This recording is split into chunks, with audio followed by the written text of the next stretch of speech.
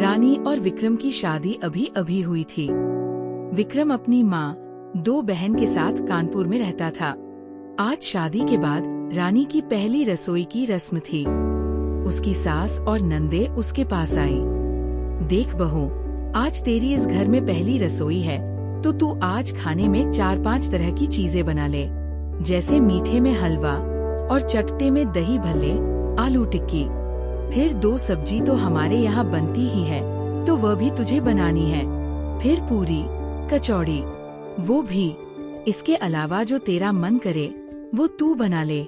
रानी खो सी गई। कहाँ खो गई? समझ गई ना बहू? सास ने पूछा। जी माँ जी, हो जाएगा, रानी ने जवाब दिया। और सीमा और रीमा, तुम अपनी भाभी को कौन से मसाले कहाँ रखे हैं, वह बता देना। ओहो माँ, हमें खाना कहाँ बनाना आता है, आप अच्छे से जानती हो। सीमा ने नाक सिकोड़ी। इसलिए तो सामान पकड़वाने के लिए कह रही हूँ। बस तुम्हें उनकी थोड़ी सी मदद करनी है। ठीक है माँ, रीमा ने बेमन से कहा। अब रानी खाने की तैयारी में लग जाती है, लेकिन उसकी दोनों नंदे तो मानो कछुए की चाल चल रही थी। उफ, इन दोनों को कितने समय पहले आलू काटने को कहा था, लेकिन ये तो किसी कछुए की तरह काम कर रही है। अब मैं इन दोनों से कैसे काम लूं? इनकी तो नियत ही नहीं है काम करने की।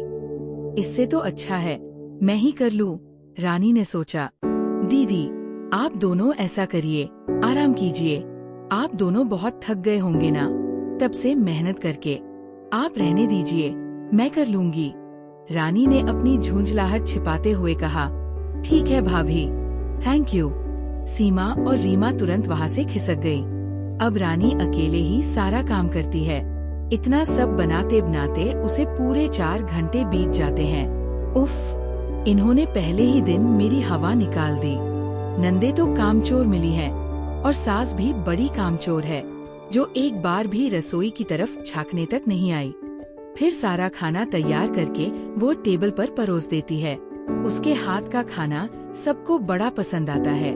वाह, क्या लाजवाब खाना बनाया है। जीती रहो बहू, जीती रहो।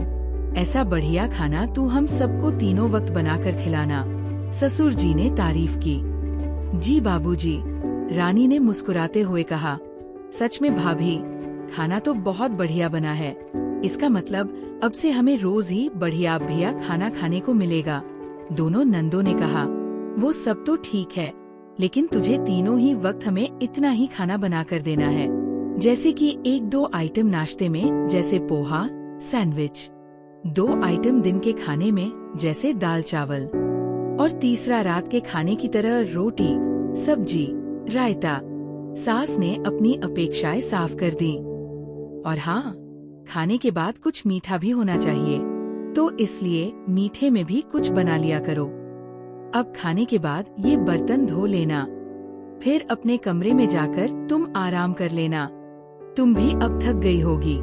अभी रानी बैठी हाय थी कि ससुर ने छाय जा आदेश दे दिया। बिना एमएन के रानी ने छाय बकर दे दी। उसके बाद रानी अपने कमरे में चली जाती है, लेकिन उसे दिन का खाना भी तो बनाना था, इसलिए वो 1 घंटे पहले ही उठकर रसोई में चली जाती है और सबके लिए फिर से सूखी सब्जी, तरी वाली सब्जी, रोटी, चावल, स्नैक्स, मीठा, ये सब बनाकर तैयार कर लेती है। ऐसे ही कई महीने बीत जाते हैं। जब से रानी शादी करके ससुराल में आई थी, वो सुबह शाम भर भर कर खाना बनाती रहती, लेकिन उसकी मदद के लिए कोई नहीं आता। उसे सुबह से शाम बस रसोई में ही हो जाती। यहाँ तक कि उसे अपने मायके वालों से बात करने तक का समय भी नहीं मिलता। कुछ ही महीनों में वो पूरी तरह थक चुकी थी। उसकी आँखों के नीचे काले घेरे पड़ गए थे और वो अक्सर चिड़चिड़ी रहने लगी थी। वो अक्सर अपने पति से ये बात करती, लेकिन वो भी आए सी अनसुना कर देता।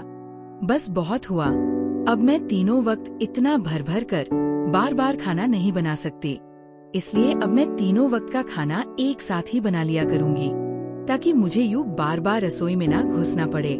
नहीं तो पूरा दिन मेरा रसोई में ही निकल जाता है। रानी ने दृढ़ निश्चय किया। अब वो रसोई में खाना बनाने से 1-2 घंटे पहले ही सब्जी काट कर रख देती है। साथ ही एक साथ ही ग्रेवी बनाकर रख देती थी। ताकि बार बार उसे ये मेहनत ना करनी पड़े। एक रोज रानी रात का डिनर बना रही थी।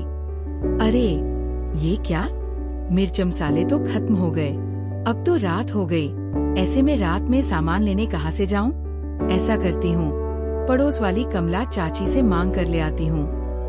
अब वो पड़ोसन से आकर थोड़े मसाले मांग कर ले आती है, फिर आकर खाना बनाती है। 2 घंटे तक वो रसोई में काम करती है, फिर सबको खाना परोसती है। आ जा बहू, जल्दी से लेकर आ, तेरे हाथों का स्वादिष्ट खाना खाने के लिए तो हम तरस गए थे। बस यही सोचते रहते हैं कि कब तेरे हाथों का खाना खाने को मिलेगा, सास ने कहा। रानी मन ही मन बड़बड़ाई, सारा दिन तो चढ़ती रहती है, फिर कह रही हैं खाने को तरस रहे हैं। अच्छा विक्रम जी, घर में राशन पानी का सामान खत्म हो चुका है। विक्रम आश्चर्यचकित था।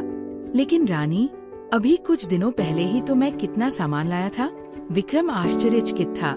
लेकिन रानी, अभी कुछ दिनों पहले ही तो मैं कितना सामान लाया था।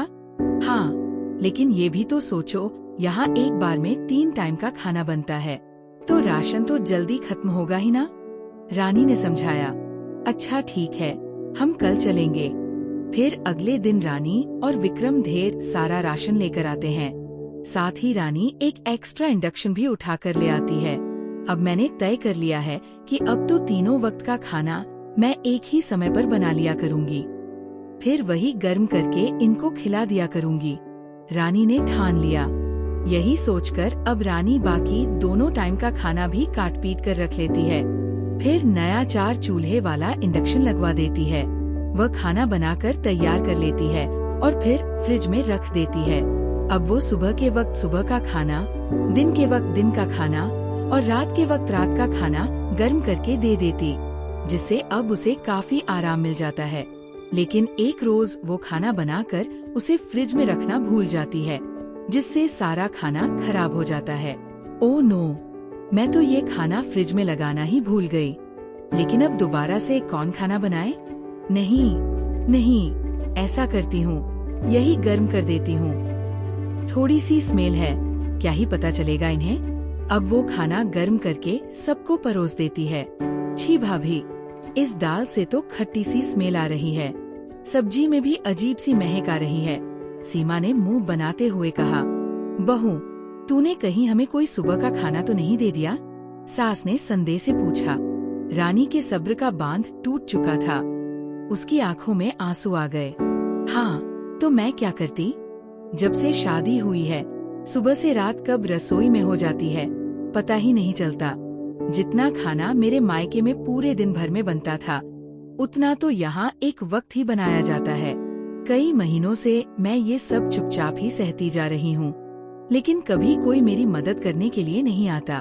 आप लोगों को एक ही वक्त में दाल, रोटी, सब्जी, चावल, रायता सब चाहिए। बताओ, आप एक साथ में इतना सब कुछ कैसे बनवा सकते हैं? मैं भी तो इंसान हूँ, मैं भी थक जाती हूँ। अब जब ये सब मेरी बर्दाश्त से बाहर हो गया, तो मैंने डिसाइड किया कि एक ही टाइम में मैं 3 तरह का खाना बनाऊंगी। और वो तो गलती से मैं आज सुबह खाना फ्रिज में रखना भूल गई। एक दिन खाना ठीक से नहीं मिला तो आप लोगों ने मुझे इतनी बातें सुना दी।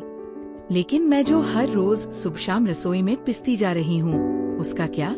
आप लोगों ने कभी मेरे बारे में एक बार भी सोचा? रानी की बातें सुनकर, जो सच्चाई से भरी थी, सबके सिर झुक गए। विक्रम की आंखों में भी पश्चाताप था। सास और नंदों को अपनी गलती का एहसास होता है। मुझे माफ कर दे बहू, हम तेरे दुख को कभी समझ ही नहीं पाए। लेकिन अब से तू इतना खाना नहीं बनाएगी।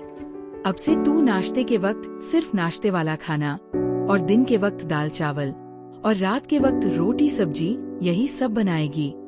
और तेरी ये दोनों निकम्मी नंदे भी तेरी मदद करेंगी, सास ने शर्मिंदगी से कहा। उन्होंने सीमा और रीमा की तरफ देखा और चेतावनी दी, और अगर तुम दोनों ने ऐसा नहीं किया ना, तो मैं तुम दोनों की शादी करवा दूंगी। शादी? नहीं नहीं माँ, हम भाभी की हेल्प अब से जरूर करेंगे। उस दिन के बाद से रानी को कभी भी इतना सारा खाना नहीं बनाना पड़ता था। साथ ही उसकी मदद उसकी दोनों नंदे भी किया करती थी, जिससे अब उसे काफी आराम मिल गया। और अब एक वक्त में 3 तरह का खाना बनाने का सिलसिला सदा के लिए खत्म हो गया। दोस्तों, कैसी लगी कहानी? उम्मीद करती हूँ कहानी पसंद आई होगी। वीडियो को लाइक करें, शेयर करें और आराधना टून्स को सब्सक्राइब करना ना भूलें। अगली कहानी में फिर मिलेंगे, एक नई कहानी, नई सीख और नए जज्बात के साथ।